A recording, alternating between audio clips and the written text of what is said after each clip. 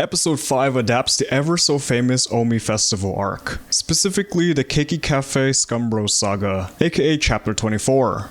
But before we jump into it, what the hell is a Festiva, Crunchyroll?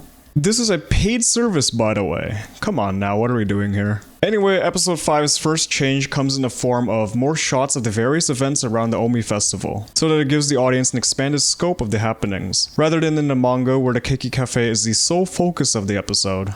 After Iori's monologue, the anime changes his expression to be more determined after getting dragged into patented Grand Blue shenanigans. Also, sadly, they omitted this guy.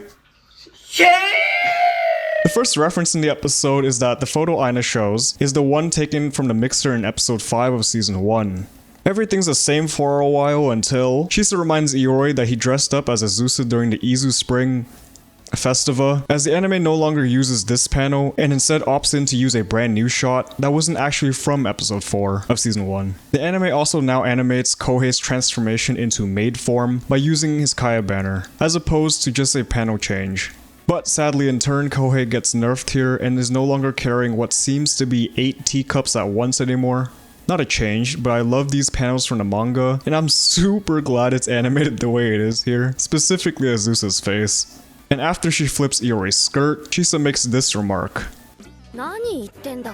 which is a reference to episode 4 of season 1, when he used bouncy balls to, let's say, help Chisa win the miscon. After Azusa recognizes Kohei, the anime changes him to embarrassed, as opposed to proud for some reason. A super minor change is after Azusa summons him, the anime now makes Kohei sans. After balancing Kohei's abilities, the anime buffs Iori and Chisa to hold more teacups for this shot. After the Scumbros arrive, the anime has them spot Aina, Kyoko, Kanako, and Keiko, as opposed to this vague panel in the manga, which is an actual improvement for this line from Nojima, as it now refers to episode 5 mixer, with visual confirmation that they saw Aina and her friends again, which was only implied in the manga. When Iori starts messing with them, the anime adds Fujiwara scolding Yamamoto for this shot, despite not even getting a drink himself. And later, the anime adds Aina scolding Iori for his pose with a brand new line of dialogue here. It also makes a minor change to Mitrai's line chat with Ohashi by omitting his snowman profile picture for some reason. Later, after getting rid of Nojima, the anime gives Iori a handkerchief while crying. And after the Scumbros get kicked out, the anime changes these 3 random OWU girls out for Kyoko, Kanako, and Keiko. Later, the anime details up the live broadcast of the Omi Fest by actually giving the reporter a character design. Speaking of the broadcast, due to the framing in the anime, it omits these other Omi students at the Keiki Cafe, specifically these 2, who are Kanako's friends from this photo shown during the episode 5 mixer.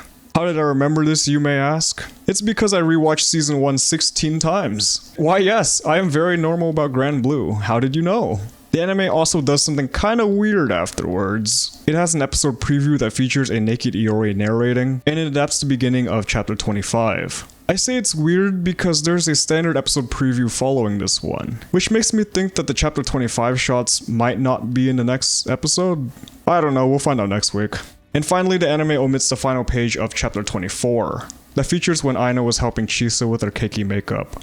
Overall, very minimal changes in this episode, and if anything, a lot of them were actually beneficial changes, and I'm glad it still nails the comedy this time around, especially for the Scumbros parts. Rewinding a little bit back to the Iori episode preview though, he foreshadows with this line, and the proper episode preview has this shot. I can't wait. See you next week when my favorite character in all of fiction finally gets her anime debut.